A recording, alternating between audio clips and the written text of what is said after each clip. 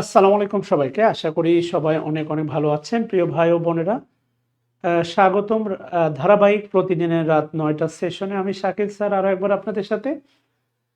আমি গতকালকে কথা দিয়েছিলাম সাহিত্য নিয়ে কথা বলবো। আজকে সেই বিষয়ে আপনাদের সাথে ক্লাস হবে। দেখতে পাচ্ছেন আজকে আমাদের কথা বলার টপিক হচ্ছে লিটারেচার। ওকে, আশা করি তোমাদের দেখতে পেয়েছেন। প্রিয় ভাই ও বোনেরা, কেমন আছেন সবাই একটু জানাবেন। সাউন্ড সিস্টেম ক্লিয়ার কিনা জানাবেন। আমরা খুব দ্রুতই শুরু করতে যাচ্ছি আজকের ক্লাস। সামনে আমাদের প্রাইমারি পরীক্ষা। লিটারেচার থেকে অবশ্যই প্রশ্ন আসবে ২-১ মার্কের। সো সেখানে কোন বিষয়গুলো পড়া যায়, কোন বিষয়গুলো পড়া উচিত, কোন বিষয়গুলো বাদ দেওয়া উচিত, সে বিষয়ে একটা ছোট্ট দিক নির্দেশনা দিব আমরা বিগত সালের প্রশ্ন অ্যানালাইসিসের আলোকে। ওকে, সো একটু সবাই জয়েন করবেন, একটু বন্ধুদের ট্যাগ করে দিবেন। Thank you Mustaq sir.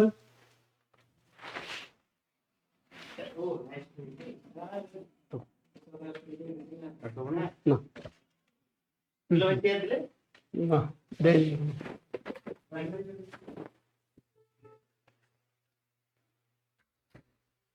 আচ্ছা, অবশ্যই শুরু করব, অবশ্যই শুরু করব, অবশ্যই শুরু করব। থ্যাংক ইউ হাসি মধু, থ্যাংক ইউ সাথে থাকার জন্য। প্লিজ আসেন। আমি বিগত সালের প্রশ্নগুলো দেখার পরে যেটা মনে হয়েছে সেটা হচ্ছে অবশ্যই যেটা আপনাদের অবশ্যই পড়া উচিত সেটা হচ্ছে শেক্সপিয়ার। এটা অবশ্যই অবশ্যই পড়া উচিত। বিগত সালে সাহিত্যের ওপর প্রশ্ন ছিল, সেটা হচ্ছে 51, যেখানে 7টা প্রশ্ন ছিল হচ্ছে শেক্সপিয়ার থেকে। আজকে আমরা বিগত সালের প্রশ্নের আলোকে একটা সিদ্ধান্ত নিব এবং এই সিদ্ধান্ত মোতাবেক পরবর্তী 2 দিন আমরা সেই সাহিত্যিকগুলো অবশ্যই একটু গুরুত্বের সাথে দেখবো ইনশাআল্লাহ। তবে প্রাথমিকভাবে আমি যেটা আপনাকে বলতে পারি সেটা হচ্ছে আপনার যেগুলো পড়া উচিত তার মধ্যে একটা হচ্ছে অবশ্যই উইলিয়াম শেক্সপিয়ার। এটা অবশ্যই পড়া উচিত। উইলিয়াম শেক্সপিয়ার পড়া উচিত। এরপরে জন মিল্টন পড়া উচিত। জন মিল্টন পড়া উচিত। রোমান্টিক যুগে রোমান্টিক পিরিয়ড, এই পিরিয়ডের একজন বা দুইজন পড়া উচিত আপনার। হ্যাঁ, রোমান্টিক যুগের পড়া উচিত। এর পরে হচ্ছে আপনার পড়া উচিত চার্লস ডিকেন্স। এটা হচ্ছে ভিক্টোরিয়ান পিরিয়ডে চার্লস ডিকেন্স আপনার পড়া উচিত। আর আধুনিক যুগের ডাব্লিউ বি ইয়েটস, তারপরে হচ্ছে জিবি শো, আরেকটা হচ্ছে আপনার আর্নেস্ট হ্যামিংওয়ে। এই মোটামুটি হাতে গোনা 10-12 জন সাহিত্যিক আপনার অবশ্যই পড়া উচিত। এটা হচ্ছে বিগত সালের প্রশ্ন অ্যানালাইসিসের আলোকে আমি এটাকে দাঁড় করাতে পারি। 1, 2, এখানে ধরেন 2 জন, 4, 5, 6, 7, 8, সর্বোচ্চ 10 জন সাহিত্যিক পড়া যেতে পারে। তো আমরা হ্যাঁ, অবশ্যই আমি বলছি ন্যারেশনের উপর ক্লাস নেব নুরুল আফসার। এটা হচ্ছে আমাদের হাতে এখনো সময় আছে। আজকে আমরা হচ্ছে সাহিত্যের প্রশ্নগুলো সলভ করি।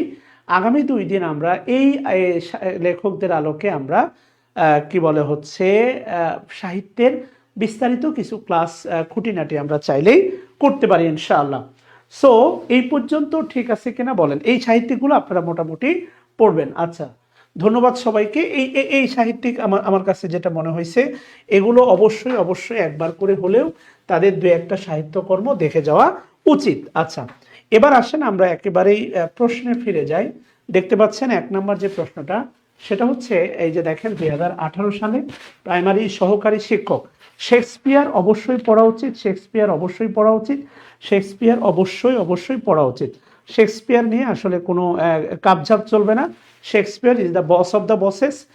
বা ইংরেজি সাহিত্যের সবাইকে বাদ দিয়ে আপনি যদি শুধু শেক্সপিয়ারকে দিয়ে ইংরেজি সাহিত্য বিশ্বের দরবারে উপস্থাপন করেন, এরপরেও শুধু শেক্সপিয়ার দিয়েই ইংরেজি সাহিত্য হবে বিশ্বের অন্যতম একটা শক্তিশালী সাহিত্য। এই কারণে উইলিয়াম শেক্সপিয়ার নিয়ে অবশ্যই আপনাকে অনেক কিছু জানতে হবে। একটু বিনয়ের সাথে বলি ক্লাসটা শেয়ার করে দেন প্লিজ। আপনাদের প্রতিদিন ধারাবাহিক session. Shakespeare is known mostly for his. আচ্ছা, শেক্সপিয়ার যেই পিরিয়ডের সাহিত্যিক, স্পেশালি উনি যেই পিরিয়ডের সাহিত্যিক সেটা হচ্ছে এলিজাবেদান পিরিয়ড। ওকে, কি পিরিয়ড? এলিজাবেথান পিরিয়ড, রানী এলিজাবেথের আমল থেকে শুরু করে এটা হচ্ছে শেক্সপিয়ার এলিজাবেথান পিরিয়ডের সাহিত্যিক বলা হয়। খুব সহজ করে মনে রাখবেন এই পিরিয়ডটা, এটাকে golden period of English literature বলা হয়। Golden period, golden period of English literature বলা হয়। এরপরে বলতে পারেন আর্লি রোমান্টিক, ঠিক আছে না, আর্লি রোমান্টিক পিরিয়ড বলা হয়। আর্লি মডার্ন বলা হইতে পারে, early modern period of English literature বলা যায়। তারপরে বলতে পারেন হচ্ছে গ্রেটেস্ট, ঠিক আছে না, greatest period of all time, greatest period of all time, খেয়াল করে দেখেন। ওকে, সকল এই পর্যন্ত ইংলিশ সাহিত্যে যতগুলো পিরিয়ড আছে তার মধ্যে এটাকে বলা যাইতে পারে greatest period of all time, golden period. কথা কি বুঝতেছেন? অনেক নামে আপনি এটাকে ডাকতে পারেন, golden period of English literature, early romantic, এখানে রোমান্টিকতার কোনো অভাব ছিল না, আর্লি মডার্ন বলতে পারেন, এমন অনেক অনেক অনেক অনেক অনেক অনেক বিকল্প নামেই আপনি ডাকতে পারেন। কথা বুঝাইতে পারছি ভাই বোনেরা? ভালো করে খেয়াল করে দেখেন please. Glorious period of English literature, golden period of English literature, greatest period of all time, সকল যুগের একটা সেরা পিরিয়ডের নাম হচ্ছে এলিজাবেথান পিরিয়ড। এখন সবচেয়ে বড় বাস্তবতা হচ্ছে এই এলিজাবেথান পিরিয়ডে কোনো উপন্যাস নাই, এক কথায় এটা হচ্ছে ড্রামা, এজ অফ ড্রামা বলতে পারেন, এজ অফ ড্রামা। এই যুগে কোনো উপন্যাস নাই, এলিজাবেথান পিরিয়ডে কোনো উপন্যাস নাই। আবারও বলতেছি, এলিজাবেথান পিরিয়ডে কোনো উপন্যাস নাই, শেক্সপিয়ারও কোনো উপন্যাস লেখেন নাই। এলিজাবেথান পিরিয়ডে কোনো উপন্যাস নাই, শেক্সপিয়ারও কোনো উপন্যাস লেখেন নাই। এইটা খুব ভালো করে মনে রাখবেন, শেক্সপিয়ারের কোনো উপন্যাস নাই, উনি কোনো উপন্যাসের জনক না, ওনার লেখা কোনো উপন্যাস নাই। উনি ড্রামা লিখেছেন, উনি specially well known for drama, যেগুলো রানীর সামনে মঞ্চস্থ হতো, নাটক করা হতো, অভিনয় করা হতো। এলিজাবেথান পিরিয়ডে নারীদের অভিনয় নিষিদ্ধ ছিল, পুরুষরা নারীদের অভিনয় করতো, ব্লাবা, সেটা কোনো ব্যাপার না। বাট খুব ভালো করে মনে রাখবেন, শেক্সপিয়ারের সাথে নোবেল উপন্যাসের কোনো সম্পর্ক নাই। হ্যাঁ, কবিতা, নাটকের ভিতরে কিন্তু অনেকগুলো কবিতা আছে, তাহলে শেক্সপিয়ার কবিতাও লিখেছেন, কোনো সমস্যা নাই, ঠিক আছে না। বার্ড অফ অ্যাভন বলা হয়, অ্যাভনের কবি বলা হয়, উনি কবিতা লিখেছেন, কিন্তু উপন্যাসের সাথে শেক্সপিয়ারের কোনো রিলেশন নাই। সো এখানে অপশনে যতগুলো দেয়া আছে তার মধ্যে 1 নম্বর বলা আছে, 2 নম্বর দেখেন বলা আছে নোভেল। এলিজাবেথান পিরিয়ডে কোনো নাটক রচিত হয় নাই, এলিজাবেথান পিরিয়ডে কোনো নাটক রচিত হয় নাই, ফিল্ম হওয়ার কোনো প্রশ্নই আসে না। পোয়েট্রি হচ্ছে আনকাউন্টেবল নাউন, পোয়েট্রি কি নাউন? Uncountable noun. সো উনি কিসের জন্য বিখ্যাত? ড্রামার জন্য বিখ্যাত। নর্মালি যদি একটু ভাবার্থে একটু মজা করে বলি, ড্রামা করে মেয়েরা, কিন্তু শেক্সপিয়ার বিখ্যাত ড্রামার জন্য, এবং এলিজাবেথান পিরিয়ডের বেশিরভাগ সাহিত্যই দেখবেন আপনি ড্রামা কেন্দ্রিক। ক্রিস্টোফার মার্লো বলেন, তারপরে থমাস কিট বলেন, অথবা শেক্সপিয়ার বলেন না কেন, এরা specially for drama. So Elizabethan পিরিয়ডের সাথে নোবেলের উপন্যাসের কোনো সম্পর্ক নাই। উনি টোটাল নাটক লিখেছেন কতটি? 37টি। এটা বলা হয় উনি 37টি নাটক লিখেছেন। মতান্তরে এর ভিতরে মতভেদ আছে, আমরা সেই দিকে যাচ্ছি না। ওই শহীদুল্লাহর মতে, সুনীতি কুমারের মতে এত আমরা যাচ্ছি না। 37টি নাটক উনি লিখেছেন, ধারণা করা হয়। দেখা যাচ্ছে কোন পাণ্ডুলিপি হারিয়ে গেছে। আর সত্যি কথা বলতে হচ্ছে, এলিজাবেথান শেক্সপিয়ারের মৃত্যুর পরের যুগটা কি ছিল জানেন কিনা? Jacobian period. তো বিষয়টা হচ্ছে অনেকটা মনে করেন তারা হচ্ছে ফান্ডামেন্টালিস্টরা শাসন করত, এই কারণে পিউরিটানরা শাসন করত। তো এই কারণে শেক্সপিয়ার মৃত্যুর পরে তার সবকিছুকে সংরক্ষণ করবে, এই বিষয়গুলো আসলে এতটা ওতপ্রোত জোরালো ছিল না। হোয়াট এভার, আমরা ওইদিকে যাচ্ছি না, আমরা আপাতত 37-এর মধ্যেই থাকবো। সেটা হচ্ছে তার নাটক টোটাল কতটি? 37টি। সবাই কমেন্ট করেন ওনার নাটক কতগুলো? 37টা। আচ্ছা, ইংলিশ সাহিত্যে একমাত্র সাহিত্যিক যার জন্ম মৃত্যু আপনাকে জানতে হবে, একমাত্র সাহিত্যিক, ইংলিশ সাহিত্যের একমাত্র সাহিত্যিক যার জন্ম মৃত্যু আপনাকে জানতে হবে, সেটা হচ্ছে উইলিয়াম শেক্সপিয়র।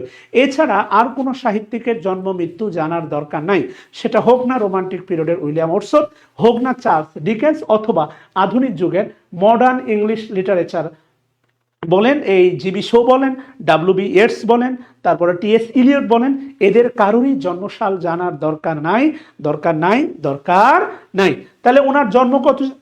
1564 সালে। আর মৃত্যু কত সালে? 1616 সালে। এখন ধারণা করা হয় ওনার জন্ম মৃত্যু একই দিনে ধারণা করা হয়। আবার কেউ কেউ ধারণা করে সেটা হচ্ছে হয়তোবা কি বলে হচ্ছে জন্মটা ধরেন কিছু আগে, বাট ওই দিনে তাকে ব্যাপটিস্ট বলে একটা কথা আছে যে খ্রিস্ট ধর্মে দীক্ষিত বলা আছে, ওই যে পানিতে চুবাইয়া টুবাইয়া ডুবাইয়া, ঠিক আছে না, ওনাকে খ্রিস্ট ধর্মে দীক্ষিত করা হয়। সো এই বিষয়টা নিয়েও কনফিউজিং থাক না থাক, আমরা এটাই ধরে নিব যে ওনার জন্ম মৃত্যু একই দিনে। ওনার জন্ম মৃত্যু কোন দিনে? একই দিনে। তাহলে 1564 থেকে 1616 উনি টোটাল বেঁচে ছিলেন হচ্ছে 52 বছর। ভাই বোনেরা, উনি টোটাল কত বছর বেঁচে ছিলেন? উনি টোটাল ওনার জীবন দশায় উনি বেঁচে ছিলেন টোটাল কত বছর? 52 বছর। বলেন কত বছর? 52 বছর। কথা বুঝাইতে পারছি? আচ্ছা, 23 এপ্রিল। এবং এটা ছিল বিসিএসের একটা প্রশ্ন। 23 এপ্রিল ওনার জন্ম মৃত্যু একই দিনে, 23 এপ্রিল। আচ্ছা, গেল। এরপরে 3 নম্বরে যেটা বলতেছে দেখেন, দ্য মার্চেন্ট অফ ভেনিস। খুবই ইন্টারেস্টিং একটা সাহিত্য। প্লিজ প্লিজ প্লিজ ক্লাসটা একটু শেয়ার করে দেন। আমার জায়গা থেকে যতটুকু সম্ভব সাহিত্যের উপজীবী 2-1 মার্কের জন্য আগামী 3টা ক্লাসে আপনাদেরকে চেষ্টা করব আপনাদের সামনে কিছু বক্তব্য উপস্থাপন করার। বিনয়ের সাথে বলবো প্লিজ প্লিজ প্লিজ ক্লাসটা একটু শেয়ার করে দেবেন ভাই বোনেরা, কেমন? একটু ক্লাসটা সবাই শেয়ার করে দেন প্লিজ। আচ্ছা, মার্চেন্ট অফ ভেনিস। এখন দেখেন ভেনিস, ভেনিস কোন শহর? ইতালির শহর বলা হয় ভেনিস, রাইট? ইতালির শহর মূলত হচ্ছে আপনার ভেনিস। কোথাকার শহর? ইতালির শহর বলা হচ্ছে ভেনিস। উনি দেখবেন একটা বিষয়, ওনার যতগুলো সাহিত্যকর্ম, এখন হ্যামলেট ছিল ডেনমার্কের রাজা। উনি কোনোটা দেখেন ওনার সাহিত্যের ভিতরে ইংল্যান্ডের ব্যাপার স্যাপার নাই। এই স্কটল্যান্ড আছে, ডেনমার্ক আছে, তারপরে ইতালি আছে, কথা বুঝতেছেন কিনা? সব উনি খালি বাইরে বাইরে ঘুলাই বেড়াইছে আর কি। হ্যাঁ, যদি রানী মনে করেন গলার ভিতরে ফাঁস চালাই দেয়, টেকনিক্যাল একটা লোক বলতে পারেন, very very very very technical, very very very technical, সত্যি ভেরি টেকনিক্যাল। হ্যাঁ, আমি অবাক হয়ে গেলাম যে ওনার সাহিত্যের ভিতরে উনি উনি ওনার সাহিত্যের ভিতরে কি করেন নাই, ওনার সাহিত্যের ভিতরে উনি কখনো ইংল্যান্ডকে আনেন নাই। হয় ডেনমার্কে গেছেন, না স্কটল্যান্ডে গেছেন, নাহলে ইংল্যান্ডে গেছেন, আশেপাশে দেশগুলোকে ঘুরে বেড়াইছেন। দেখেন কোনো ব্যাপার না। কি বলতেছে দেখেন, মার্চেন্ট অফ ভেনিসের রচয়িতাকে কে? আবার উইলিয়াম শেক্সপিয়ার। এত আবার নতুন করে বলার কিছু লাগে? আচ্ছা, 3 নম্বর বলছে কিং লেয়ার। ওই যে কন্যাদেরকে ভাগটাগ করে দিবে, ঠিক আছে না? এখানে একটা বিখ্যাত উক্তি আছে, ঠিক আছে, মানে এখানে একটা মারাত্মক উক্তি আছে, I am a man more sin against than sinning. আমি যতটা অন্যায় করেছি তার চেয়ে বেশি অন্যায় আমার সাথে করা হয়েছে। এবং এই সাহিত্যের এই বক্তব্যগুলো পর পরে দেখবেন যারা সেকা টেকা খায় অনেক ভালোবেসে এগুলো আবার পোস্ট দেয়। হ্যাঁ, যে অনেক ভালোবাসছে মনে করেন, এরপরেও তাকে অসহায় করে ছেড়ে গেছে, তো এগুলো তখন দেখবেন আবার পোস্ট দেয়, I am a man more sin against than sinning. আমি যতটা অন্যায় করেছি তার চেয়ে বেশি অন্যায় কার সাথে করা হয়েছে? আমার সাথে করা হয়েছে। কিং লেয়ারের সেই কালজয়ী উক্তি, I am a man more sin against than sinning. I am a man more sinned against than sinning. আমি যতটা অন্যায় করেছি তার চেয়ে বেশি অন্যায় আমার সাথে করা হয়েছে। যাই হোক, এগুলো আমাদের সাথে ঘটতেছে। আপনি যতটা অন্যায় করছেন তার চেয়ে বেশি অন্যায় আপনার সাথে করা হচ্ছে। তাহলে কে লিখছে? William Shakespeare. কিং লেয়ার কে লিখছে? William Shakespeare. ট্র্যাজেডি, কিডি ট্র্যাজেডি, বিখ্যাত একটা ট্র্যাজেডি। 4 নম্বরে কি বলছে দেখেন হচ্ছে ম্যাকবেথ। বিশ্বাস করেন একটা বিষয় ভালো করে মনে রাখবেন, সেটা হচ্ছে poet of nature. Poet of nature হচ্ছে কিন্তু উইলিয়াম ওর্ডসওয়ার্থ। কিন্তু পোয়েট অফ হিউম্যান নেচার, ভালো করে মনে রাখবেন, পোয়েট অফ হিউম্যান নেচার এটা হচ্ছে উইলিয়াম শেক্সপিয়ার। কেন তাকে পোয়েট অফ হিউম্যান নেচার বলা হয়? একটা বিষয় মনে রাখেন, আজ থেকে 500 বছর 550 বছর আগে তার বলা প্রত্যেকটা বাণী দেখবেন আজও স্টিল জীবন্ত। হ্যাঁ, আল কোরআন, মহাগ্রন্থ আল কোরআন 1400 বছর আগে আপনাকে একটা কমপ্লিট কোড অফ লাইফ, জীবন ব্যবস্থা দিয়ে গেছে। এই ব্যাপারে কোনো সন্দেহ নাই। এইটা নিয়ে রিসার্চ করার মতো যোগ্যতা, জ্ঞানগত দিক আমার নাই। সেই ব্যাপারে আসলে কথা বলার মতো, মানে কথা আমি যতই বলবো আমি নির্বোধের পরিচয় দেবো, কারণ আল কোরআন শুধু আমি বাংলাদেশের যথারীতি নিয়মে শুধু মুখস্থ মানে পড়তে পারি, ওই একটু আরবি শিখছি তাই, কিন্তু এটা রিসার্চ এটার জ্ঞান আমার কোনোটাই নাই। Al Quran the complete code of life, জীবনের সকল ক্ষেত্রের সমাধান। হিউম্যান নেচার বলার কারণ হচ্ছে শেক্সপিয়রকে কোনো একটা নির্দিষ্ট যুগের বলা হয় না, উনি সকল যুগের সকল কালের। I never compare this with holy Quran. আল্লাহ মাফ করো, আস্তাগফিরুল্লাহ আস্তাগফিরুল্লাহ। হ্যাঁ, উনার আজ থেকে 500 বছর বয়স। দেখেন ম্যাকবেথের দিকে তাকায় দেখেন, নারীদের লোভ, হ্যাঁ নারীদের লোভ, ঠিক আছে না, নারীদের লোভ আজও জীবন্ত। এবং আপনি প্রতিটা ক্ষেত্রে খেয়াল করে দেখেন, জীবনের প্রত্যেকটা ক্ষেত্রে নারী মা হিসাবে সুন্দর, অন্যভাবে নিয়ে না। এর বাইরে নারী আসলে খুব ভয়ঙ্কর একটা বিষয়, সত্যি বাস্তবতা। মা হিসাবে নারী সুন্দর, এর বাইরের পৃথিবীতে নারী খুব ভয়ঙ্কর একটা ব্যাপার। হ্যাঁ, তো এই যে দেখেন নারী ধরেন এখানে শয়তান তাদেরকে খুব দ্রুত মনে করেন কাট করে ফেলতে পারে, দ্রুত কন্ট্রোল করে ফেলতে পারে, দ্রুত নেগেটিভ কাজে ধাবিত করতে পারে, এরকম কিন্তু করতে পারে। হ্যাঁ, তো ম্যাকবেথে এই যে লোভ, এবং এরপরে রাজাকে হত্যা করলো, রাজা ডানকানকে হত্যা করলো, তার স্বামী ক্ষমতা গ্রহণ করলো, স্বামীকে পরামর্শ দিয়েছিল রাজাকে হত্যা করো, ব্লা ব্লা ব্লা, অনেক কিছু ব্যাপার স্যাপার, ঠিক আছে না। সব কিছু পাওয়ার পরেও দেখেন সে সুখী হতে পারে না। Still the smell of blood, হাতে রক্তের দাগ শুকায় নাই। All the perfumes of Arabia will not sweeten this little hand, আরবের সমস্ত সুঘ্রাণ আমার হাতকে কি করতে পারে নাই, সুবাসিত করতে পারে নাই। ভালো করে খেয়াল করে দেখেন, ইয়েস, আরবের সমস্ত সুঘ্রাণ আমার হাতকে সুবাসিত করতে পারে নাই। আমি আপনাকে একটা সহজ কথা বলি, আল্লাহ তাআলা আপনাকে অবকাশ দেন, আল্লাহ তাআলা আপনাকে স্পেস দেন, সুযোগ দেন, return, get back, come back, U turn নেওয়ার সুযোগ দেন। এই জন্য দেখবেন আমরা কোনো ব্যক্তির উপর আক্রোশ হলে যত দ্রুত গলা চেপে ধরি, আল্লাহ এত দ্রুত ধরেন না। কিন্তু আল্লাহ তাআলা যখন ধরেন, ছোটবেলায় দেখবেন মনে আছে আপনার দাদি যখন পান খাইতো, সুপারিটা কেসির ভিতরে দিয়ে ক্যাশ করে কাটতো। আল্লাহ তাআলা আপনাকে যখন ধরবেন, এমন ভাবে ধরবেন, না নড়া না চড়া না বলার সময় দিবেন না। এটা হচ্ছে বাস্তবতা। সো প্রত্যেকটা হারামের একটা ফিডব্যাক আছে, এটা ইন টাইম আসবে। কোনোটা কারো ব্যাপারে আসে খুব দ্রুত, কারো আসে সময় নিয়ে, কিন্তু আসবেই আসবেই, এটার উপর নিগুড় সত্য আর নাই। What ever. তাহলে উইলিয়াম দেখেন, বাংলাদেশের প্রেক্ষাপটে আপনি খেয়াল করে দেখেন, বাংলাদেশের প্রেক্ষাপটে দুর্নীতিবাজ কোন পুরুষের বউ আজ পর্যন্ত দেখলাম না খুব সিদ্ধ হস্তে নীতি নৈতিকতায় বলিয়ান হইয়া স্বামীর ব্যাপারে রুখে দাঁড়াইয়া বলল আমার স্বামী দেশদ্রোহী। বাট কি করে তখন দুর্নীতিবাজ, কারাপ্টেড লোক, গভর্নমেন্ট এমপ্লয়ি, অনেক টাকা ভোগবিলাসীর ভিতর দিয়ে কাটাইয়া যখন সামহাও এটা পাবলিকলি প্রকাশ হইয়া যায়, উল্টা তারে দোষারোপ করে, তোমার জন্য আমাদের জীবনে কি হলো, জাহান্নাম নেমে আসলো। আপনি খেয়াল করে দেখেন না, লেডি ম্যাকবেথের মতো হাজার হাজার লেডি আপনি পাবেন। 500 বছর আগে শেক্সপিয়রের চিত্রায়িত ম্যাকবেথের লেডি ম্যাকবেথ আজও বিদ্যমান।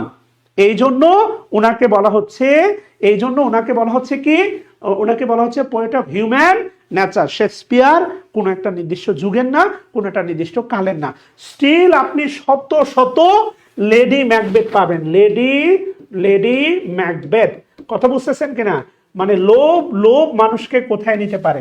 এবং আপনি পাবেন, আপনি আমাকে একটা দেখান যে স্বামী সরকারি কারাপ্টেড অফিসার, স্ত্রী জানে সে টাকা দিয়ে ভোগ করতেছে, কক্সবাজার যাইতেছে, সন্তানকে বিদেশে পড়াইতেছে, সব করতেছে, কিন্তু স্বামীর ব্যাপারে খুব দৃঢ়ভাবে যে প্রতিবাদ করছে যে তুমি এটা কইরো না, এটা দেশের সাথে হচ্ছে বিদ্রোহের সামিল, দেশের সাথে দেশদ্রোহিতার সামিল, এবং ওপেনলি এসে প্রতিবাদ কইরা স্বামীর এই মনে করেন যে অসততার এই সমাধান চাইছে, এমন একটা নারী আপনি আমাকে দেখাইতে পারবেন না। সো এগুলো আমাদের সমাজ ব্যবস্থায় আছে, হচ্ছে। আমরা সমাজ থেকে আলাদা হয়ে যাচ্ছি, বাপমা থেকে আলাদা হয়ে যাচ্ছি, সবকিছু থেকে আলাদা হয়ে যাচ্ছি। হোয়াই? এই যে লেডি ম্যাকবেথ আছে তাই। আবার টেনশন নিয়েন না, আবার মনে মনে ভাবতেছে স্যার শুধু নারীদের নিয়ে বলতেছে। ওরে না রে, লেডি ম্যাকবেথ অথেলো পড়লে বলদ পুরুষও আছে, বোরে সন্দেহ করে মেরে ফেলে, বোঝেন নাই? সব আছে ওনার সাহিত্যে, সব আছে। হোয়াট এভার, ওইদিকে না যায়। তো এই জন্য যে প্রশ্নটা আমরা ছিলাম সেটা হচ্ছে ম্যাকবেথ নাটকের রচয়িতা আবার কে হবে? ম্যাকবেথ নাটকের রচয়িতা হচ্ছে William Shakespeare. William Shakespeare. Thank you সবাইকে to join the class. William Shakespeare. আচ্ছা গেল। 5-6 নম্বরে কি বলছে দেখেন, শেক্সপিয়র রচিত নাটক কোনটি? আচ্ছা, ইউ নেভার ক্যান টেল, কেউ কিছু বলতে পারবে না, এটা না। The way of the world না, ম্যান ইজ এ হিউম্যান না, অ্যাজ ইউ লাইক ইট এটা মনে রাখবেন 100% comedy. As you like it এটা প্রশ্ন আসলেও আসতে পারে, এটা কোন ধরনের সাহিত্য, এটা কি ট্র্যাজেডি? না, এটা হচ্ছে comedy. This is tragedy? No no no, this is comedy. ভাই বোনেরা আমরা কথা দিচ্ছি আপনারা থাকলে প্রাইমারির যে 51টা প্রশ্ন আছে 51টা প্রশ্ন আপনাদেরকে সলভ করে দেখাবো ইনশাআল্লাহ। শেক্সপিয়র নিয়ে একটু আবেগী হচ্ছে এই কারণে, কারণ এখান থেকে প্রশ্ন আসবেই আসবেই আসবেই। আচ্ছা 7 নম্বরে বলছে দেখেন, who is call the poet of beauty. Beauty কিন্তু abstract now. Who is call the poet of beauty, কাকে বলা হয় পোয়েট অফ বিউটি?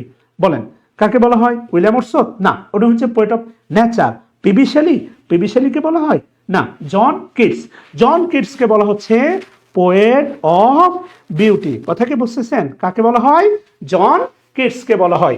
এবং বাস্তবতা হচ্ছে শেক্সপিয়র ছাড়া এরা তিনজন প্রত্যেকেই হচ্ছে রোমান্টিক যুগের সাহিত্যিক। উইলিয়াম শেক্সপিয়র হচ্ছে এলিজাবেথান। 8 নম্বরে কি বলছে দেখেন, 8 নম্বরে 2024 সালের প্রশ্ন। উইলিয়াম ব্ল্যাক, খুবই গুরুত্বপূর্ণ। ব্ল্যাক উনি at the same time, William Blake at the same time, বিতে মনে রাখবেন ব্ল্যাক, বিতে হচ্ছে বোথ, মানে হচ্ছে পোয়েট অ্যান্ড পেইন্টার। উনি একজন কবি আর একজন হচ্ছে পেইন্টার, চিত্রশিল্পী। কবি এবং চিত্রশিল্পী দুটোই হচ্ছে উইলিয়াম ব্ল্যাক। হ্যাঁ, মানে ওই সব্যসাচী বলতে পারেন, যার দুই হাত সমান চলে, চিত্রকর্ম আঁকে আবার কবিতাও লেখে। খুবই গুরুত্বপূর্ণ একজন সাহিত্যিক রোমান্টিক যুগের, তার নাম হচ্ছে উইলিয়াম ব্ল্যাক। প্রিয় ভাই বোনের আমার, তাহলে তার লেখা কোনটি? উইলিয়াম ব্ল্যাক এর লেখা। নিচের কোনটি উইলিয়াম ব্ল্যাকের লেখা? The school boy. The school বয় হচ্ছে তার বিখ্যাত রচিত গ্রন্থ। School boy, song of innocence, songs of হচ্ছে আপনার এক্সপেরিয়েন্স। তার বিখ্যাত দুইটা হচ্ছে যেটা প্রকাশের মধ্য দিয়ে কি বলে রোমান্টিক যুগের সার্থকতা লাভ করে, song of innocence, songs of experience. So 100% উত্তর হচ্ছে আপনার কি? The school boy. D number answer. 9 নম্বরে যেটা বলছে দেখেন, 9 নম্বরে নিচের কোন গ্রন্থটি রচয়িতা? H.G. ওয়েলস। হ্যাঁ, হার্ভার্ড তার পুরো নাম হচ্ছে হার্ভার্ড জর্জ ওয়েলস। ভালো করে খেয়াল করে দেখেন প্লিজ। ওকে, সবগুলোই তার উত্তর কি? ডি নাম্বারটা, সরি না না, উত্তর ট্রাভেলার কি তার লেখা? ট্রাভেলার তার লেখা? অল দ্য অ্যাভাব সবগুলো তার লেখা? না, স্কুল বয় না? ইয়েস। এরপরে কি বলতেছে দেখেন, নিচের কোন গ্রন্থটি H.G. ওয়েলস, অর্থাৎ হার্ভার্ড জর্জ, তার পুরো নাম হচ্ছে হার্ভার্ড জর্জ ওয়েল। পৃথিবীর সবগুলো নাম সে একা নিয়ে বসে আছে, ঠিক আছে না? এটা হচ্ছে all the above, invisible man, the time machine, the first man on the moon, all the above. এই সবগুলো হচ্ছে আপনার কার লেখা? জেইস ওয়েলস। এগুলো মানে ধরেন একটু অপরিচিত সাহিত্যিক, দু একটা হুটহাট করে চলে আসবে, এগুলো আনকন্ট্রোলেবল, এগুলোর ব্যাপারে আসলে সিদ্ধান্ত নেওয়াটা কঠিন। একটা বিষয় মনে রাখবেন, সেটা হচ্ছে 2 মার্কের জন্য 54 জন বা 32 জন সাহিত্যিক পড়াটা বোকামি। তবে বিসিএস এর ব্যাপারে 15 মার্কের মধ্যে 10 থেকে 12 স্ট্যান্ডার্ড, সেখানে 32 জন পড়া যায়। কিন্তু 2 বা 1 মার্কের বা 3 মার্কের জন্য 32 জন সাহিত্যিক পড়াটা এটা নিতান্তই একটা বোকামি সিদ্ধান্ত। এই বোকামি সিদ্ধান্তে অবশ্যই যাবেন না। আচ্ছা, এরপরে 10 নম্বরে কি বলছে আসেন। 10 নম্বরে বলছে আর্নেস্ট হেমিংওয়ে। সবচেয়ে গুরুত্বপূর্ণ একটা বিষয় মনে রাখবেন, আর্নেস্ট হেমিংওয়ে সেটা কিন্তু সাংঘাতিক না, সাংবাদিক। উনি কিন্তু মার্কিন। কথা বুঝতেছেন কিনা? একটা বিষয় ভালো করে মনে রাখবেন, উনি কিন্তু ইংল্যান্ডের সাহিত্যিক না, উনি কিন্তু মার্কিন সাহিত্যিক এবং সাংবাদিক।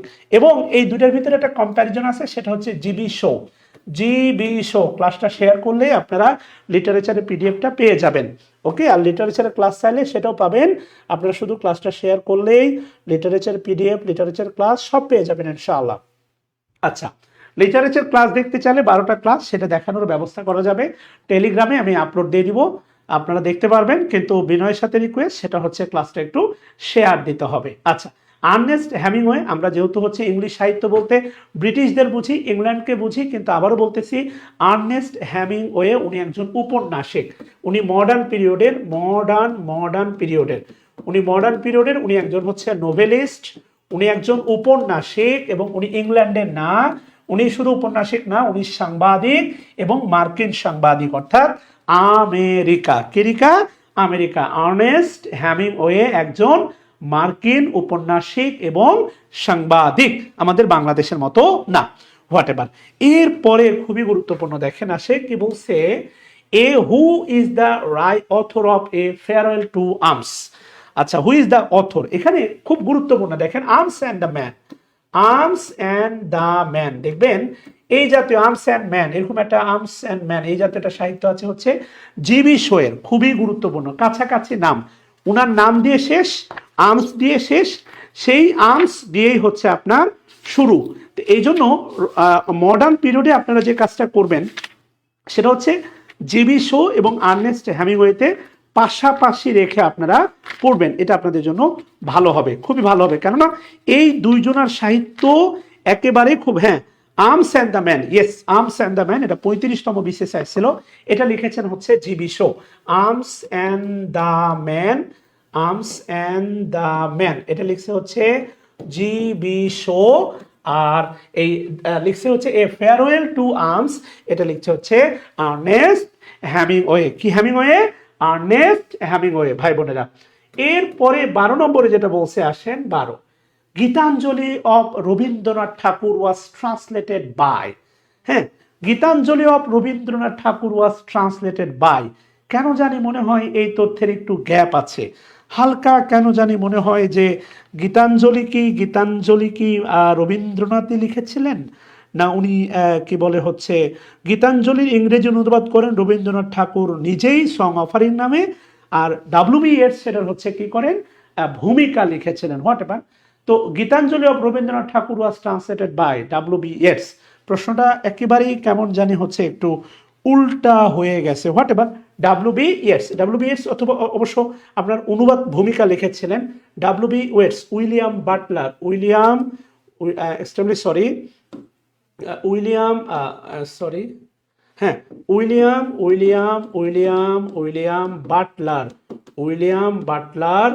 বাটলার, তারপরে কি ইয়েটস, উইলিয়াম বাটলার ইয়েটস, প্রিয় ভাই বোনেরা, ডাব্লিউ.বি.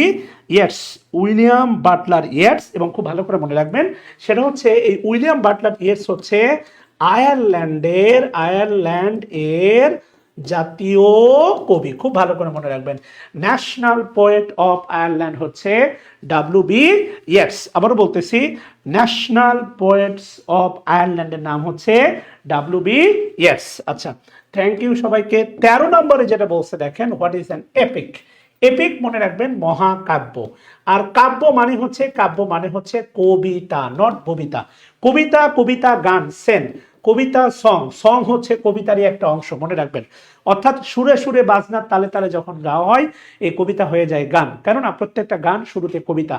কবিতায় যেমন ছন্দ থাকে, কবিতায় যেমন ছন্দের মিল থাকে, গানগুলোতে দেখবেন ছন্দের মিল আছে। আর কবিতায় যখন খুব ছন্দ সুর মাখাইয়া আপনার যন্ত্রের সাহায্যে উপস্থাপন করা হয় সেটা হয়ে যায় গান। একদিকে পৃথিবী, অন্যদিকে তুমি যদি থাকো, আমি তোমারই কাছে রব, আর কোনোখানে যাব না কো। ছন্দের মিল আছে, এটাই কবিতা, আর এটাই পরবর্তীতে হয়ে যায় গান।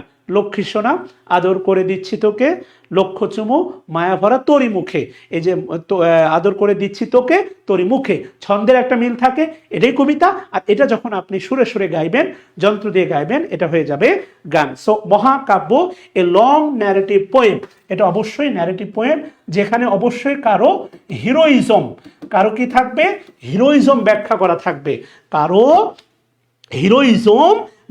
করা থাকবে, বাস্তবতা হচ্ছে আমি যদি সাহিত্যিক টার্মিনোলজি নিয়ে আপনাকে কথা বলি, তার মধ্যে একটা পড়তে পারেন হচ্ছে এপিক মানে হচ্ছে মহাকাব্য, জানেন। এরপরে সিমিলি, এরপরে পড়তে পারেন ম্যাটাফোর, এরপরে পড়তে পারেন হাইপার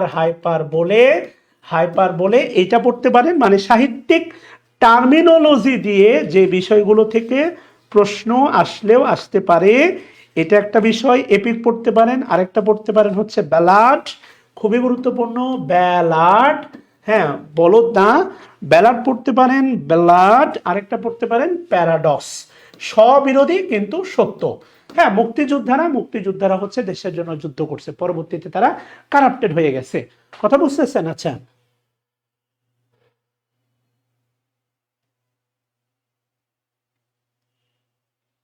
ওকে, আচ্ছা প্রিয় ভাই বোনেরা, আমরা আমরা আমরা আমরা হচ্ছে চেষ্টা করব পুরোটা সলভ করার ইনশাল্লাহ, যদি আপনারা পুরো সময় আমাদের সাথে থাকেন। হ্যাঁ, তাহলে সাহিত্যিক টার্মিনোলজি থেকে যদি পড়তেই চান, ইলেজি, ইয়েস, ইলেজি মানে শোকগাথা। বাংলা সাহিত্যের কবর কবিতা পড়ছেন না? বাংলা সাহিত্যের কবর কবিতা মনে আছে? বাংলা সাহিত্যের কবর, কবর কবর কবরের কি আছে? কবর একটা নাটক আছে না? কবর, কবর কবিতা হয়, কবিতা, আবার কবর আছে হচ্ছে নাটক। হ্যাঁ, একটা মনে হয় হচ্ছে এটা হচ্ছে ভাষা আন্দোলন ভিত্তিক কবর, রাইট? তো এই কবরটা হচ্ছে ইলেজি, শোকো শোকো গাথা, মানুষ মারা গেলে যে আর বিলাপ গুলো করে, বিলাপ। ইলেজি মানে হচ্ছে আপনার বিলাপ, কি লাভ? বিলাপ। ওয়ার্ড ফর ল্যামেন্টেশন, ল্যামেন্টেশন মানে হচ্ছে আপনার বিলাপ। L L A M E N, lamen, T A T I O N, lamentation মানে হচ্ছে আপনার বিলাপ, শোক গাথা। বাংলা সাহিত্যের কবর কবিতাটাই হচ্ছে আপনার প্রকৃত ইলেজি আর কি। হ্যাঁ, তো এই কয়েকটা টার্মিনোলজি যদি আপনারা পড়েন, আমার ধারণা এখান থেকেই প্রশ্ন আমার ধারণা কমন আসবে ভাই বোনেরা, যদি আপনারা পড়তে পারেন প্লিজ। এর বাইরে আর টার্মিনোলজি পড়ার দরকার নেই। সবচেয়ে গুরুত্বপূর্ণ হচ্ছে আপনার simile and metaphor. Yes yes yes, কবর জসিমউদ্দিন, নাটক হচ্ছে মুনীর চৌধুরী। মুনীর চৌধুরীর দেখা সেই ভোর, আমার সোনার বাংলা আমি তোমায় ভালোবাসি, জন্ম দিয়েছ গো মা বড় বেশি ভালোবাসি। আচ্ছা, এই গানটা কি বললে কবিরা গুণা হবে? দেশাত্মবোধক গান বলাই যায়। আমার প্রাণের বাংলা আমি তোমায় ভালোবাসি, লিটারারি টার্মস, হ্যাঁ, লিটারারি টার্মস, জন্ম দিয়েছ ওগো মা বড় বেশি ভালোবাসি। আচ্ছা, হ্যাঁ, এই মোটামুটি লিটারেচার টার্মিনোলজি গুলো আপনারা চাইলে পড়তে পারেন প্রিয় ভাই ও বোনেরা। তাহলে এপিক মানে হচ্ছে মহাকাব্য। এখানে অবশ্যই কারো হিরোইজম কল্পনা বা হিরোইজম কি করা হয়, বর্ণনা করা হয়। ওকে, আচ্ছা, এরপরে আসেন হচ্ছে কি বলছে 14 নম্বরে যেটা বলছে দেখেন, দ্য বুক ট্রেজার আইল্যান্ড একেবারে আনকমন।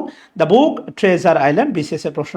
এটা বেসিক্যালি স্টিভেনসন, হ্যাঁ, R.L. স্টিভেনসন, উনি ট্রান্সলেটর অথর হিসেবে বিখ্যাত, স্কটিশ একজন ঔপন্যাসিক। ট্রেজার আইল্যান্ড লিখেছেন স্টিভেনসন। আচ্ছা, এরপরে হচ্ছে দেখেন 15 নম্বর কি বলছে, স্কটল্যান্ড, কিন্তু দেখেন স্কটল্যান্ড কিন্তু ইংল্যান্ডেরই অংশ। আয়ারল্যান্ড কিন্তু ইংল্যান্ডেরই অংশ। ওয়েলস কিন্তু ইংল্যান্ড না। এই চারটা মিলেই কিন্তু দেখেন হচ্ছে ইউকে, এই চারটা মিলে ইউনাইটেড কিংডম। সো মোটামুটি ওরাই খালাতো মামাতো ফুফাতো ভাই বোন, ঠিক আছে না?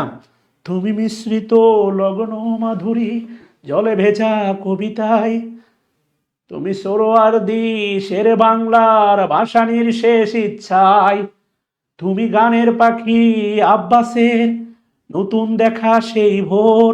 এরপরে আর জানি না, ভুলে গেছি। হ্যাঁ, অনেক আগে গাইছি। আচ্ছা, এরপরে দেখেন এ টেল অফ টু সিটিজ, সবচেয়ে গুরুত্বপূর্ণ একটা সাহিত্য। এ টেল অফ টু সিটিজ খুবই গুরুত্বপূর্ণ এবং আমার খুব পছন্দের একজন সাহিত্যিক, তার নাম হচ্ছে চার্লস ডিকেন্স। হ্যাঁ, খুব দারিদ্রতার সাথে বেড়ে ওঠা এবং ভিক্টোরিয়ান যুগের শ্রেষ্ঠ উপন্যাসিক বলা হয় চার্লস ডিকেন্স। ওনার সাথে ওনার জীবন উঠে আসার গল্পের সাথে কেন জানি হচ্ছে আমি নজরুলের জীবনের গল্পর মিল পাই। তো a tale of two cities is written by Charles Dickens. এটা হচ্ছে ভিক্টোরিয়ান পিরিয়ডের সাহিত্যিক। উনি ভিক্টোরিয়ান, থমাস হার্ডি না, এটা উনিও ভিক্টোরিয়ান পিরিয়ড, জেন অস্টেনও না, জর্জ এলিয়টও না। ওকে, জর্জ এলিয়ট, মেরি আর্নস ইভান্স, ওনার মূল নাম হচ্ছে মেরি আর্ন ইভান্স। কথা বুঝতেছেন কিনা? জর্জ এলিয়ট, উনি ছদ্মনামে লিখতেন। জর্জ এলিয়টের মূল নাম হচ্ছে মেরি আর্ন ইভান্স। কথা বুঝতে পারছি? জর্জ এলিয়টের মূল নাম হচ্ছে মেরি আর্ন ইভান্স। আচ্ছা, টেল অফ টু সিটিজ, যেখানে দুই শহরের কথা বলা আছে। একটা বলা আছে হচ্ছে প্যারিস, আরেকটা বলা আছে মূলত হচ্ছে লন্ডন। মূলত হচ্ছে আপনার ফরাসি বিপ্লবের পরে এই অর্থনৈতিক চিত্রটা কেমন হয়েছিল তারই উপর লেখা হচ্ছে এই টেল অফ টু সিটিজ। আর খুব ভালো করে মনে রাখবেন, বিদ্রোহী কবিতা একটু আবৃত্তি করেন না, এটা একদিন অন্যদিন করব, আজকে গলার অবস্থা খুবই খারাপ, আজকে করব না। অবশ্যই কথা দিচ্ছি একদিন বিদ্রোহী কবিতা অবশ্যই আমি আমি ইয়ে করবো আর কি, আবৃত্তি করবো ইনশাল্লাহ।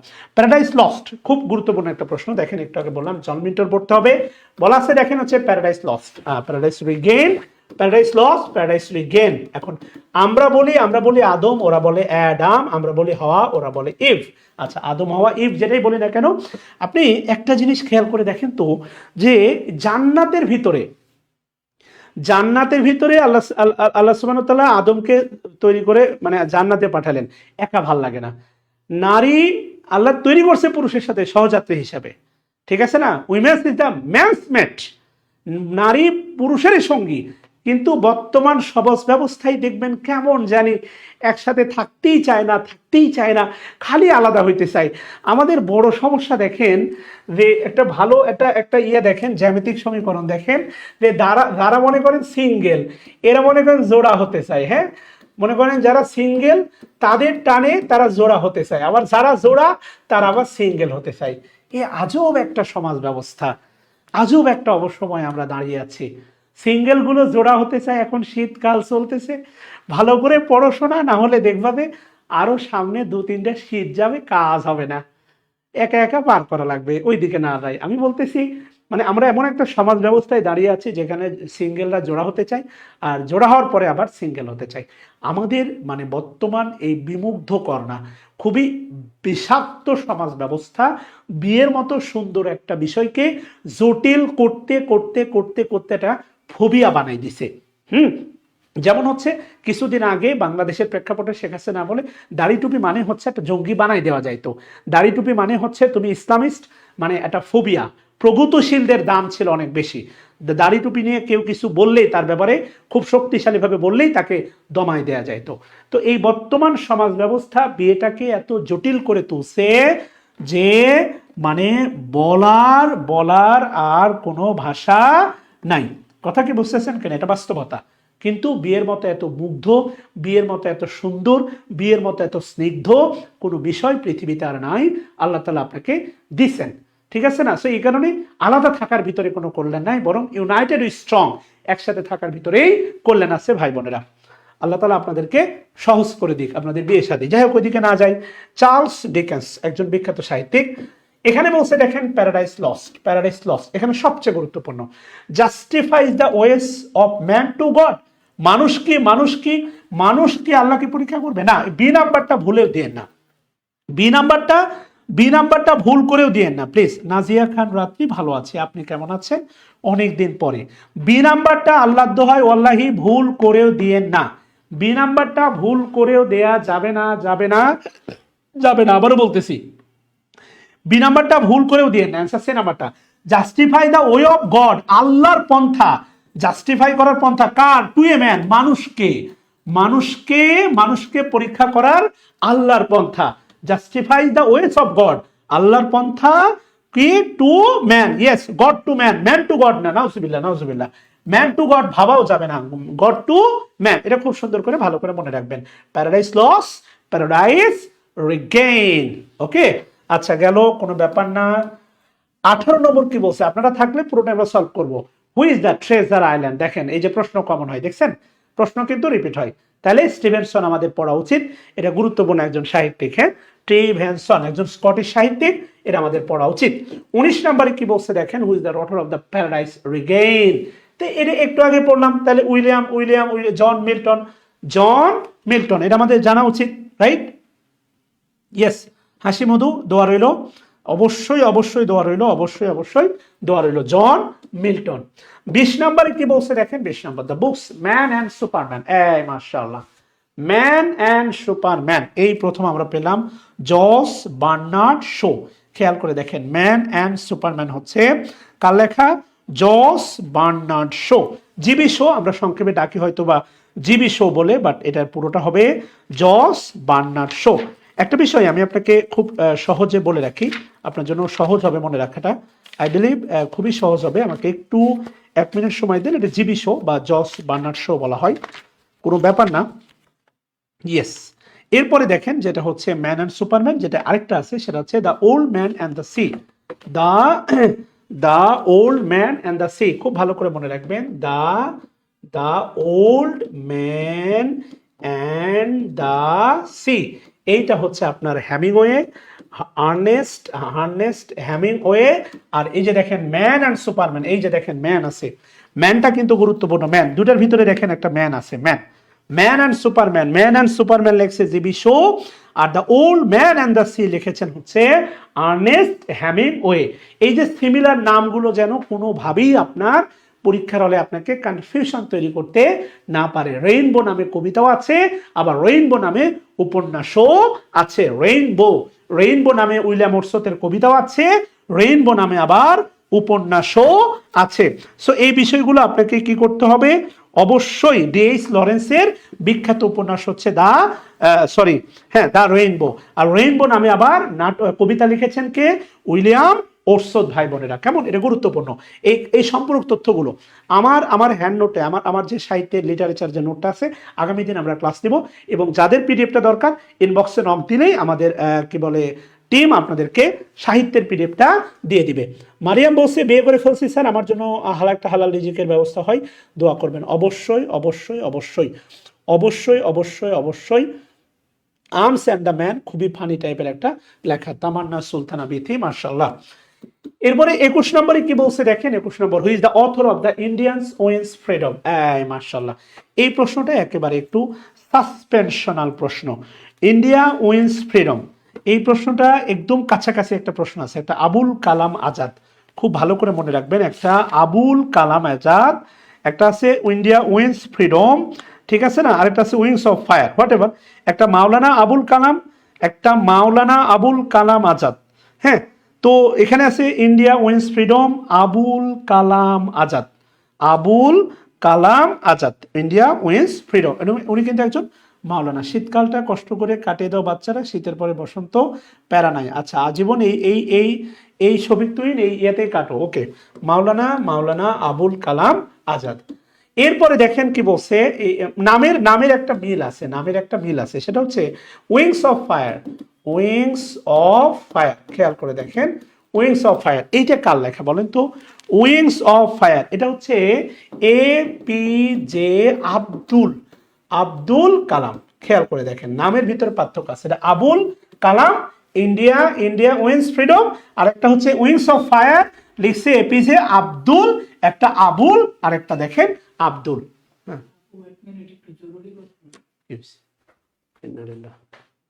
হ্যাঁ বলো।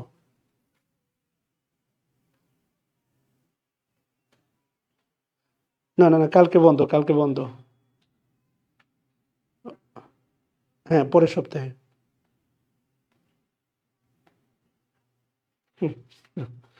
ওকে, বুঝাইতে পারছি ভাই বোনেরা? একটা হচ্ছে আব্দুল আর একটা হচ্ছে দেখেন আবুল। এই সাসপেনশনাল ব্যাপারগুলো, উইংস অফ ফায়ার, ইয়েস, এই সাসপেনশনাল ব্যাপারগুলো যদি আপনি একবারে, এটা অটোবায়োগ্রাফি, আত্মজীবনী বলা হয়, অটোবায়োগ্রাফি, আত্মজীবনী বলা হয়, কথা বুঝতেছেন? This is autobiography. এই জন্য এই দুটা নামের ভিতরে একটা দেখেন আব্দুল, ভালো করে খেয়াল করে দেখেন, একটা হচ্ছে আব্দুল আর একটা দেখেন আবুল। আবুল শব্দটা দেখবেন আমাদের সমাজে মানুষকে খুব নেগলেক্ট করেই ব্যবহার করা হয়, নেগলেক্ট। মাওলানাদেরকে মনে করেন মানুষই মনে করা হয় না। বাংলাদেশের এক শ্রেণীর প্রগতিশীল উচ্চশিক্ষিত এলিট পিপুল মাওলানাদেরকে মানুষই মনে করে না। দাড়ি টুপি তাদের জন্মের শত্রু, আর মাওলানা বা হুজুর টুজুর মনে করেন একদম নেগলেক্টেড জাতি, এদের দিয়ে একটু দোয়া করানো যায়, 200 টাকা গুঁজে দেওয়া যায়। আমাদের মানে ব্র্যান্ড ইমেজটা আমরা ওইভাবেই তৈরি করছি। এদের সমাজ ব্যবস্থার একেবারে দোষ দিব না, আমাদের আলেমদেরও একটা দোষ আছে, ওই দিকে না যায়। একটা আবুল আর একটা আব্দুল, একটা আবুল আর একটা আব্দুল, বুঝাইতে পারছি ভাই বোনেরা? আচ্ছা দেখেন, আসেন 22 নম্বরে কি বলছে দেখেন, 22 নম্বর, হ্যারি পটার। ও বাবা, হ্যারি পটার কি? ইভেন হ্যারি পটার সিরিজের যে রাইটার, কল্পনা করছেন বলেন তো, নারী না পুরুষ? টেলমি। হ্যারি পটার সিরিজের যে রাইটার লিখেছে, এই ভদ্র লোক, উনি পুরুষ না নারী বলেন?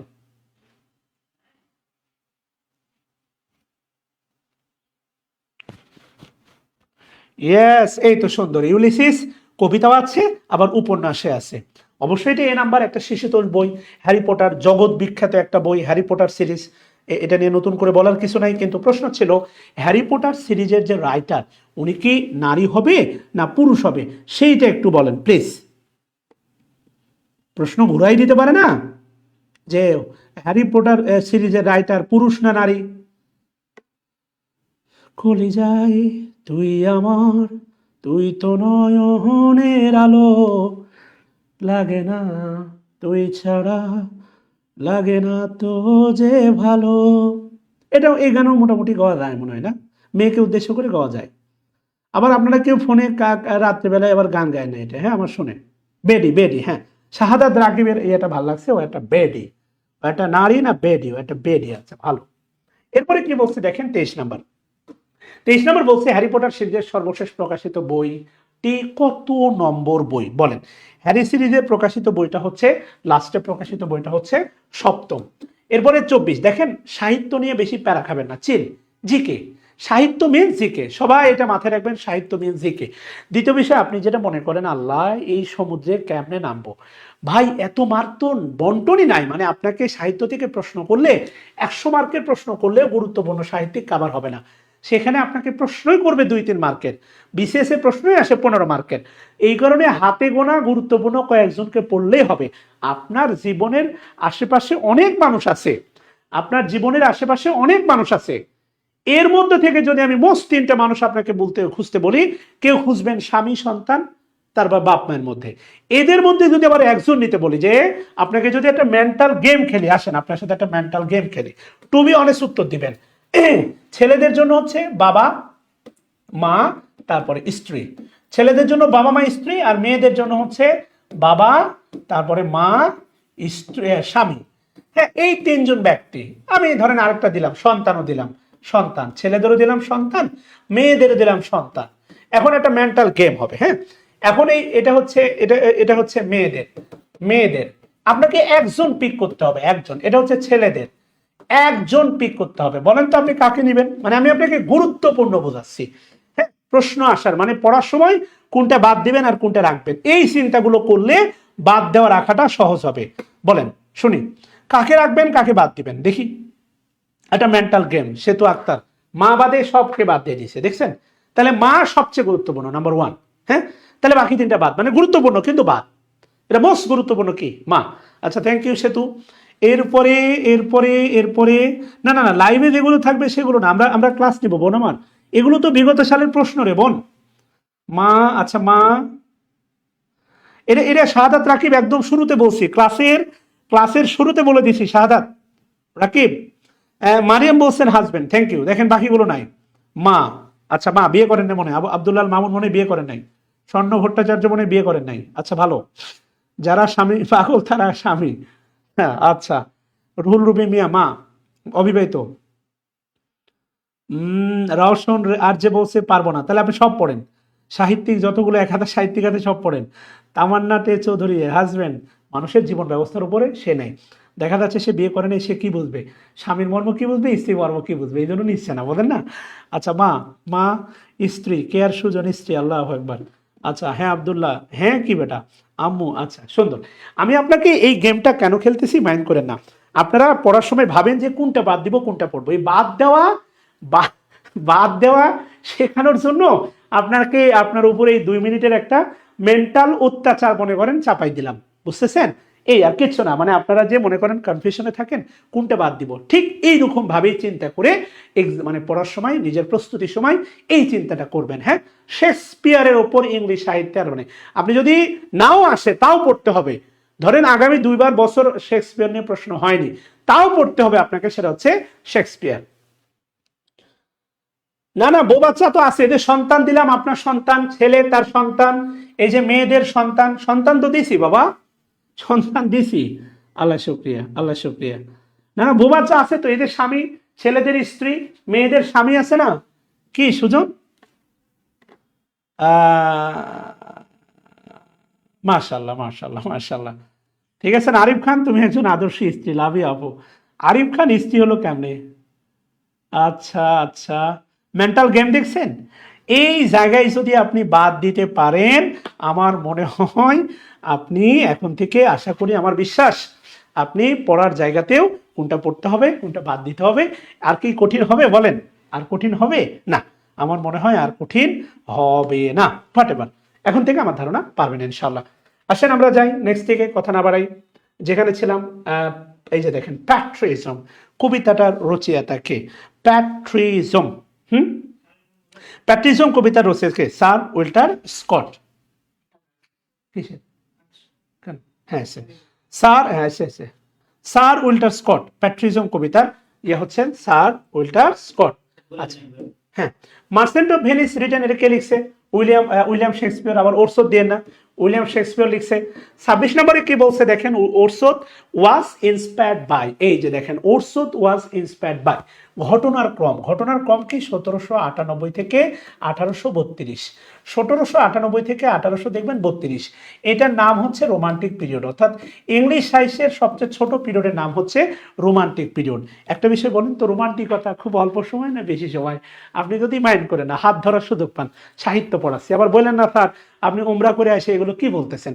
পড়াচ্ছি সাহিত্য, এখন এর ভিতরে আছে রোমান্টিকতা। এখন আমি যদি সাহিত্যের ভিতরে হাদিস ঢুকাইতে বলেন, তাহলে আসলে বিপদ হয়ে যাবে। রোমান্টিকতা অল্প সময়ের জন্য না বেশি সময়ের জন্য বলেন তো ভাই? অল্প সময়ের জন্য।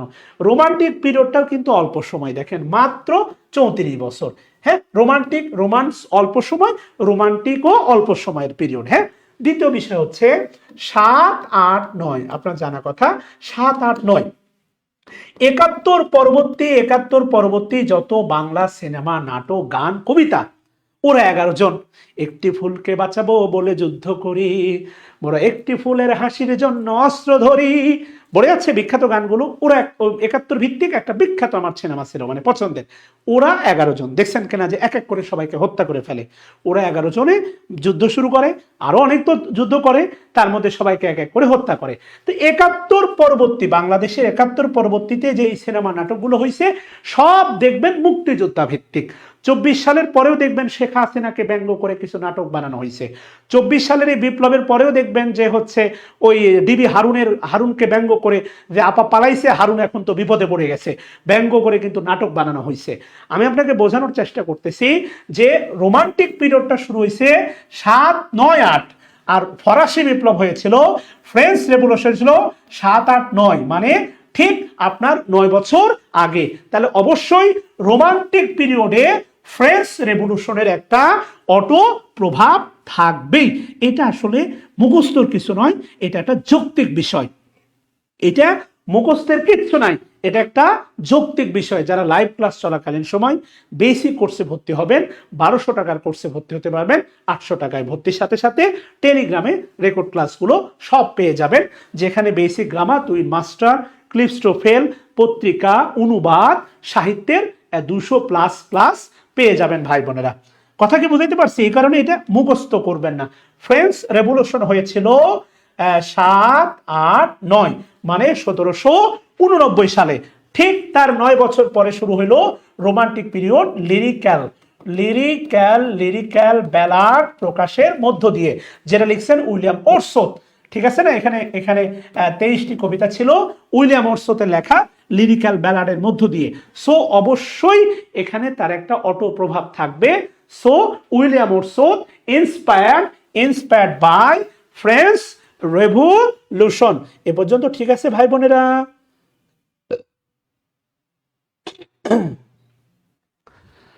কঠিন বিচারের দিনে থেকো গো পাশে, পাপের ভারে নুয়ে গেছি। আচ্ছা, উইলিয়াম ওরসদের সমসাময়িক কবি কে ছিলেন? হ্যাঁ, এসটি কলরিজ। তার কি বলবো হচ্ছে লিটারেচার কোলাবোরেটর বলতে পারেন এসটি কলরিজ। হ্যাঁ, কলেজে দিয়ে গাঞ্জা খাইতো, কলেজে গিয়ে গাঞ্জা খাইতো এবং অ্যাফিম অ্যাডিক্টেড ছিল। হ্যাঁ, এটা মনে রাখবেন, এভাবে মনে রাখবেন, কলেজে দিয়ে গাঞ্জা খাইতো, গাঁজা আফিম বলে, গাঁজা বলেন। হ্যাঁ, এই কারণে সে আফিম অ্যাডিক্টেড ছিল। কথা বুঝতে পারছি ভাই বোনেরা? সো সমসাময়িক সময়ে ওনার বন্ধু ছিলেন হচ্ছে এসটি কলরিজ। আচ্ছা, গেল। এবং দেখেন হচ্ছে অ্যাজ ইউ লাইক ইট, এটা একটু আগে বললাম রচয়িতাকে, এটা অবশ্যই হচ্ছে আপনার উইলিয়াম শেক্সপিয়র, 100% উইলিয়াম শেক্সপিয়র। 29 বলছে দেখেন to the light house, to the light house বইটার রচয়িতা ভার্জিনিয়া ওলফ, একদমই মডার্ন পিরিয়ডের। 30 নম্বরে যেটা বলছে কোন পুস্তকটি, উইলিয়াম সমারসেট মমো এর লেখা। Old man and the sea, অবশ্যই না, old man and the sea হবে না। অফ হিউম্যান বন্ডেজ, এইটা হচ্ছে লেখা আপনার উইলিয়াম সমারসেট মমো। এবং আমার ধারণা আপনি ছোটবেলায় এইটে আন্ট অ্যান্ড ঘ্যাসোপারের গল্প পড়ছেন, পিঁপড়া এবং ঘাস ফড়িং এর গল্পটা এই উইলিয়াম সমারসেট, এটা মুঘম না, এটার উচ্চারণ হচ্ছে মমো। কথা বুঝাইতে পারছি? এই যে ঘাস ফড়িং এর গল্পটা আপনি পড়ছেন, এইটা হচ্ছে আপনার, এইটা হচ্ছে তারই লেখা। কথা বুঝাইতে পারছি? আচ্ছা, গাঞ্জাখোর কবি, আচ্ছা, থ্যাংক ইউ মোফাজ্জল মিয়া। ভাই মনে রাখার জন্য বাংলা স্টাইল, আপনাকে একদম ব্রিটিশদের সাহিত্য ব্রিটিশ স্টাইলে মনে রাখার দরকার নেই, পুরো বাংলা স্টাইল ঢুকাই দেন, মনে রাখা সহজ হয়ে যাবে। কথা বুঝতেছেন ভাই বোনেরা আমার? হ্যাঁ, উত্তর ঘ নম্বর, জর্জ এলিয়ট। দেখেন, খেয়াল করে দেখেন, জর্জ এলিয়ট, হ্যাঁ, কোন সময়ের উপন্যাসিক ছিলেন? জর্জ ইলিয়ট মানে হচ্ছে 1832 সালে ভিক্টোরিয়ান পিরিয়ড শুরু, উনি এই যুগের সাহিত্যিক, মানে হচ্ছে 19th সেঞ্চুরি, কেননা সেঞ্চুরিকে 100 বছর পরে ধরা হয়। জর্জ ইলিয়টকে আমি কল্পনা করি বা তুলনা করি, সেটা হচ্ছে ম্যারি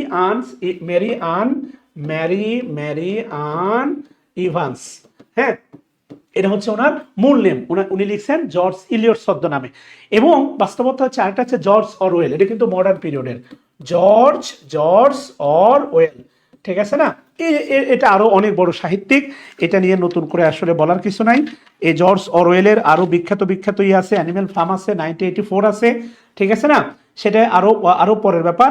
তো আমি যেটা আপনাকে বলতে যাচ্ছি, হ্যাঁ, সাহিত্যের ক্লাস হবে, কালকে হবে।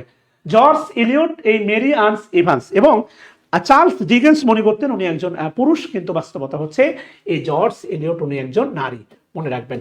এবং ওনার সাথে আমি বাংলাদেশের, উনি বাংলার মিথিলা, মাইন্ড করেন না, আপনারা এখানে অনেক মিথিলার ভক্ত আছেন, তাহসানের ভক্ত আছেন, কিন্তু আমি কম্পেয়ার করে মুখস্থ করার জন্য বলতেছি, উনার জীবনে এত স্ক্যান্ডাল যে উনি এই ছদ্মনামে লিখতেন। এবং চার্লস ডিকেন্স ভেবেছিলেন উনি মনে হয় পুরুষ, যে দেখেন উনি একজন মহিলা। এবং ওনার একটা ছোট্ট গল্প বলি, মানুষ তো শয়তানি বদমাইশের একটা বয়স থাকে, 64 বছরে গিয়েও একটা মানুষ 42 বছরের একটা ছেলেরে বিয়ে করতে পারে, চিন্তা করেন তো ব্যাপার স্যাপার, মানে কেমনটা লাগে, হ্যাঁ? আচ্ছা, যাই হোক ভাই বোনেরা, ক্ষমা করবেন, এই বেসে বলে দেওয়া আছে ক্লাস, হ্যাঁ, ওকে, তাহলে ওকে, 10টা বেজে গেছে, কালকে জুম্মার দিন। সো আজকে তাহলে এ পর্যন্তই রাখছি।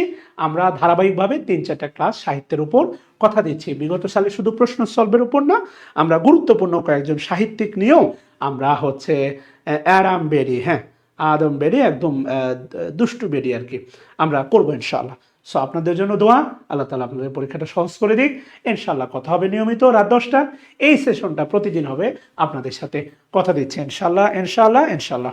ভুল ত্রুটি মাফ করবেন। রাত 9টায় প্রতিদিন লাইভ আড্ডা হোক আর ক্লাস হোক, কিছু না কিছু টপিকস নিয়ে আপনাদের সামনে আসবো ইনশাআল্লাহ। আসসালামু আলাইকুম ওয়া রাহমাতুল্লাহ।